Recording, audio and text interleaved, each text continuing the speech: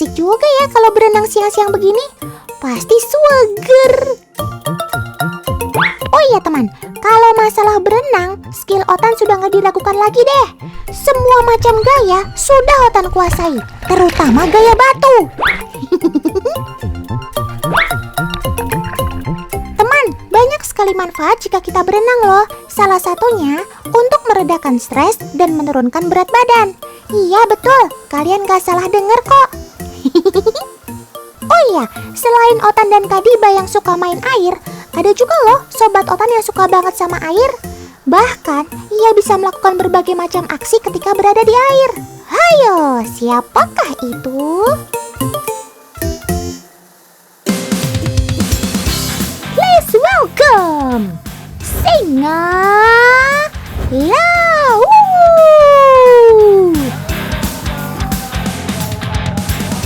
Singa laut di Taman Safari Prigen ini berasal dari California di benua Amerika sana teman. Mereka sangat pandai dalam melakukan aksi-aksi yang menggemaskan.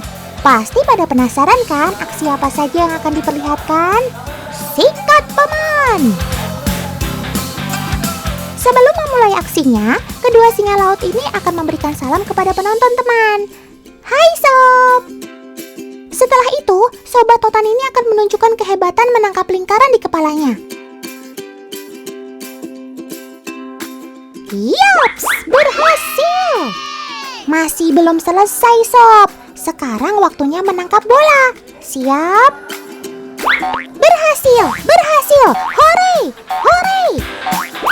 Teman, singa laut memiliki tingkat konsentrasi dan keseimbangan yang baik. Di alam, keahlian tersebut mereka gunakan untuk mencari makan. Gemes banget kan lihat si singa laut ini berguling-guling. Mereka memang sangat suka bermain teman. Saat malas berjalan, mereka akan berguling dari daratan menuju air. Mager nih sob. Waduh, habis guling-guling sekarang mereka malah berdansa dengan pelatih mereka. So sweet. Sobat Otan ini dapat berdiri karena sirip belakang mereka yang kuat, lebar, dan dapat memutar. Cakep. Lihat teman, ternyata sobat Otan ini juga pandai membawa bola di moncongnya. Keseimbangan ini mereka dapat dari kumis-kumisnya yang peka teman. Selain jaya di darat, sobat Otan ini juga jaya di air teman. Lihat apa yang mau sobat Otan ini lakukan. Hop, lompatan yang sempurna sob.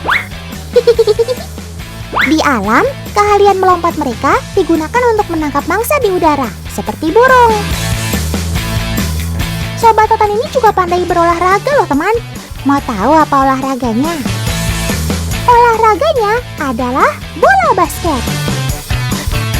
Dengan mengandalkan moncongnya yang kuat, ia bisa mendorong bola tersebut dengan mudah teman. Cakep. Teman, tahu nggak kalau singa laut merupakan salah satu mamalia yang dapat menahan nafasnya cukup lama ketika di air.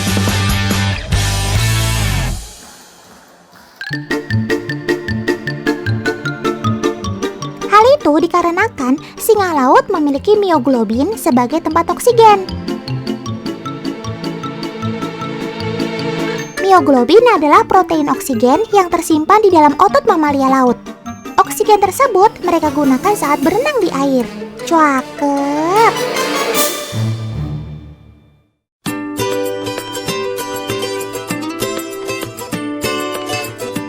Halo teman, Otan sampai lupa nih ngenalin ke kalian. Yang tadi nemenin Otan berenang adalah Kak Adiba atau biasa disapa Diba. Kak Diba merupakan salah satu karyawan swasta di Pasuruan, Jawa Timur. Nah, Kak Diba ini mau membantu Otan untuk melakukan percobaan nih. Penasaran percobaannya apa? Yuk ikuti terus perjalanan kita. Let's go!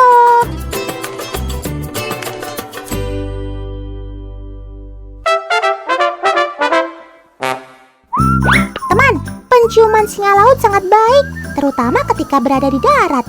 Tetapi ketika di air, fungsi penciuman tersebut tidak bisa diandalkan. Nah, kalau Kadiba kasih makan sobat Otan ini di dalam air, mereka bisa menemukannya nggak ya? Daripada menduga-duga, yuk kita coba saja teman. Ayo Kadiba, ayo paman, lemparkan ikannya ke dalam air. Loh, sob, kamu kok tetap bisa berburu di dalam air sih? Kan penciuman kamu ketika di air kurang baik. Aha, ini dia jawabannya. Ketika berada di dalam air, sobat Otan ini mengandalkan penglihatannya yang tajam untuk melihat mangsa teman. Selain itu, mereka menggunakan sensor getar yang terdapat pada kumisnya. Kumis sobat Otan ini dapat menangkap getaran di air dan udara, sehingga bisa menggiring mereka untuk mendapatkan makanan. Kalau begitu, Otan mau pelihara kumis juga, tapi biar kece.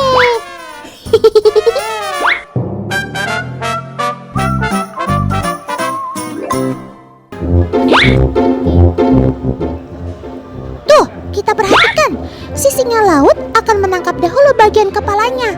Kalaupun paman atau Sally melempar ikan dengan ekornya menghadap ke depan, singa laut akan menangkap dan kemudian melemparkan lagi ke udara, hingga sesuai ikan masuk ke dalam mulut singa laut dengan kepalanya berada di muka. Paman editor, coba kita putar ulang adegannya.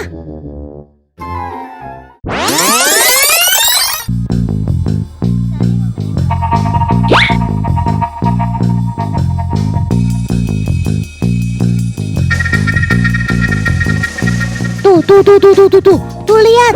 Sobat Otan ini memang hebat. Oh ya teman, si singa laut ini tidak mengunyah makanannya loh. Ia akan langsung menelan bulat-bulat. Nanti di dalam perut, barulah makanan akan dicerna. Gigi si singa laut ini memang banyak dan tajam. Jumlahnya saja 34 hingga 38 gigi. Tapi gigi tajam ini hanya dipakai untuk menangkap dan merobek makanannya, bukan untuk mengunyah. Bagaimana kalau ikannya kita letakkan di lantai? Apakah si singa laut bisa memakannya dengan benar? Tuh, lihat sendiri kan? Secara naluriah, singa laut akan memakan ikan dari bagian kepala dulu. Gimana? Sobat satu ini lincah dan pintar kan?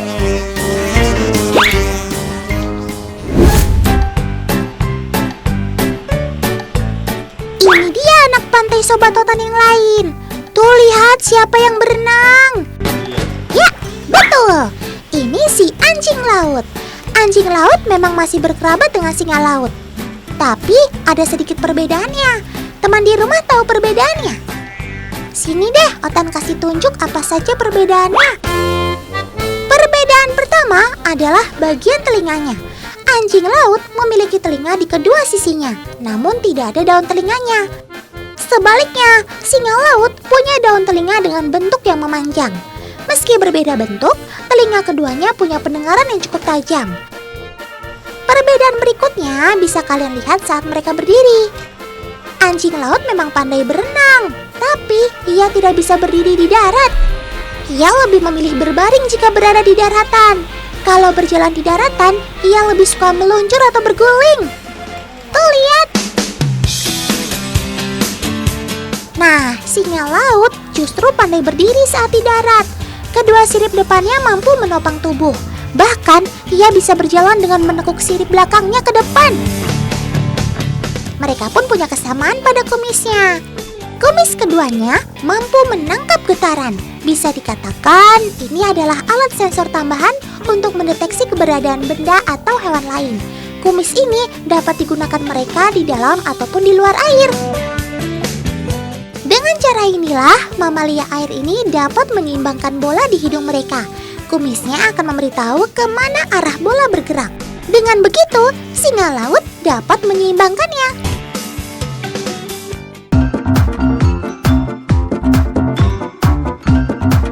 Nah, Otan penasaran nih akan kekuatan si anjing laut. Kira-kira ia bisa melompat dari dalam air setinggi apa ya? Ayo paman, segera kita coba. Kita taruh ikannya agak tinggi. Kalau setinggi 1 meter, ia bisa menjangkaunya tidak ya? Ayo sob, dicoba dulu.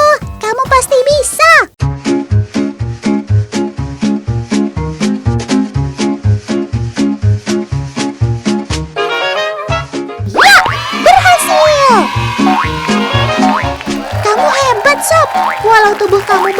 60 kilogram, kamu masih dapat melompat dari air setinggi ini.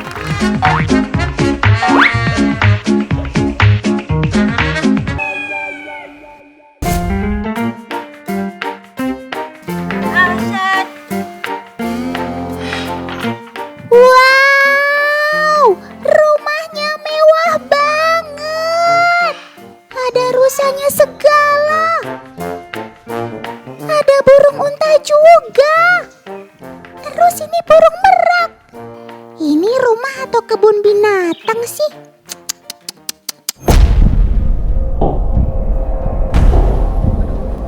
Ya ampun, itu ada harimau. Astaga naga, kok bisa sih? Oh my god, harimaunya dielus-elus, dipegang-pegang begitu. Ih, kak, awas kak, nanti digigit.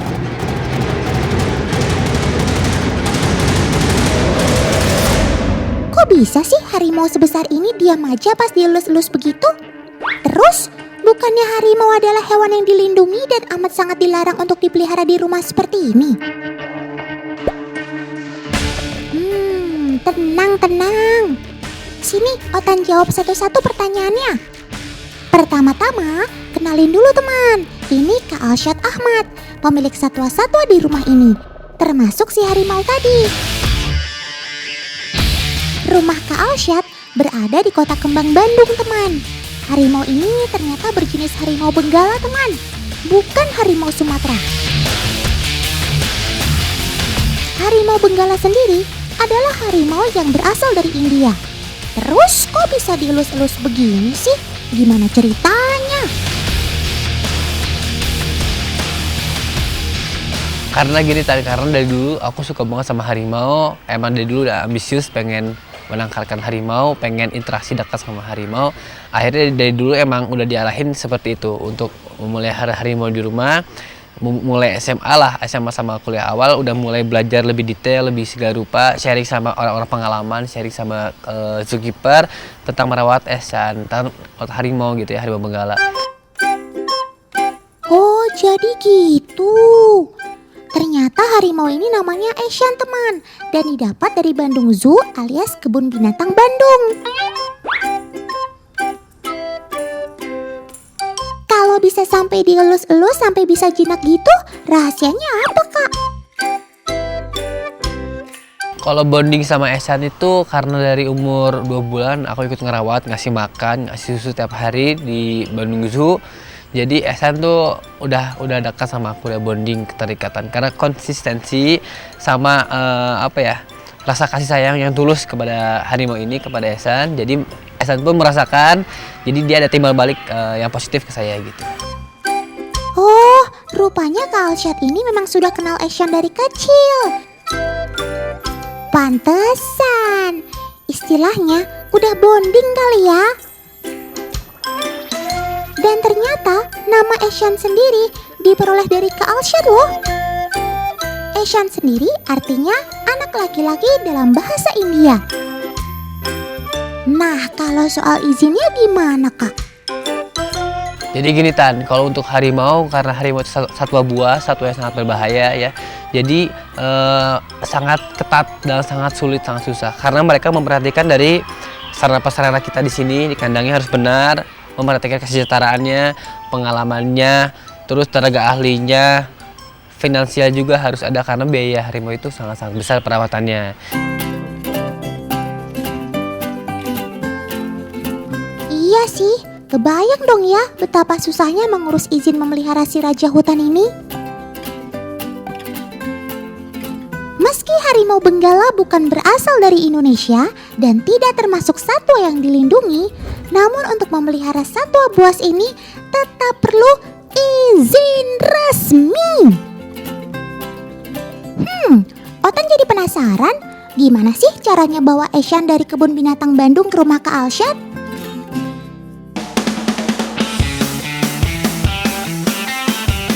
Wih, ehsannya ternyata diangkut pakai truk, teman.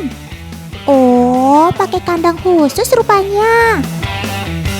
Wah, wah, wah. Paman yang gotongnya banyak banget. Kandang khusus ini terbuat dari baja, teman. Jadi dijamin kuat. Lubang-lubang untuk ventilasinya juga banyak banget, sehingga nggak akan pengap.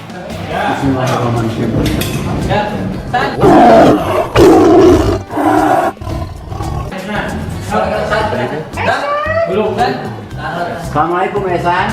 Nah, itu dia Esyannya. Masih kebingungan ya kayaknya. Itu wajar, teman. Menurut Kak Alsyad, bila berada di lingkungan yang baru seperti ini, seekor harimau butuh waktu minimal 1 bulan untuk beradaptasi. Selama 1 bulan itu, Esyan bakal menjelajahi setiap sudut kandang barunya ini. Maklum teman, si raja hutan ini kan sangat teritorial. Teman, sobat otan yang ini juga gak kalah keren loh. Cekidot. Kak, panggil siapa sih? Lisa itu siapa? Kok gak manggil Otan? Ya ampun, ternyata Lisa itu rakun peliharaan Kak Alsyad, teman.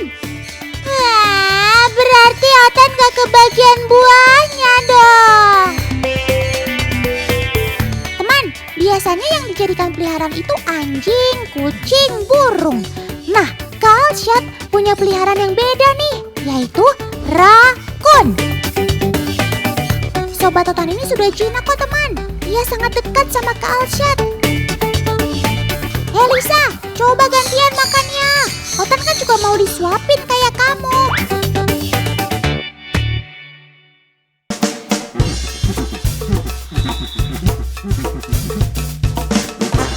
Kak Alsyad kayaknya suka ngemil juga tuh kayak Otan. Kak, bagi permen kapasnya dong. Otan kan juga suka. Loh, kok yang ditawarin malah si Lisa sih? Padahal kan Otan yang minta.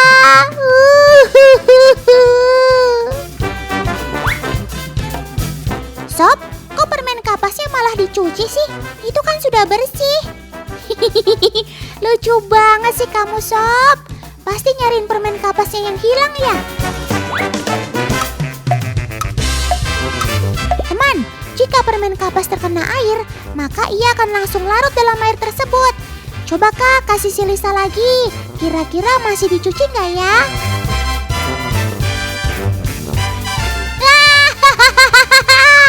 Aduh, Otan nggak berhenti ketawa nih Kak.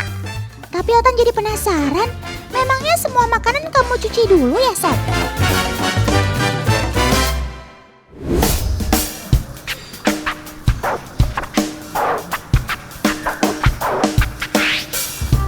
Supaya tahu perilaku rakun dalam mencuci makanannya, sekarang Otan mau melakukan uji coba nih. Kali ini Otan mau menaruh makanannya di atas pasir. Tapi di sebelahnya tetap Otan sediakan wadah air untuk mencuci. Ayo Sob, makan siang sudah datang. Sikat!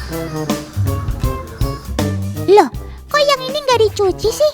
Malah langsung dimakan. Padahal itu kan berpasir. Coba kita tunggu lagi ya teman. Apakah makanan kedua akan dicucinya?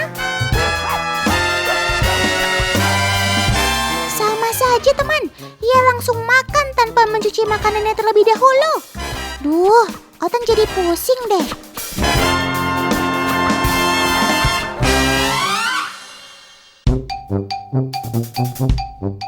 Selidik punya selidik, ternyata rakun tidak mencuci semua makanannya teman. Jika ia sudah mengenali tekstur makanannya, maka ia akan langsung makan tanpa mencuci. Tapi jika rakun baru pertama kali memegang makanannya, maka ia akan mencucinya terlebih dahulu.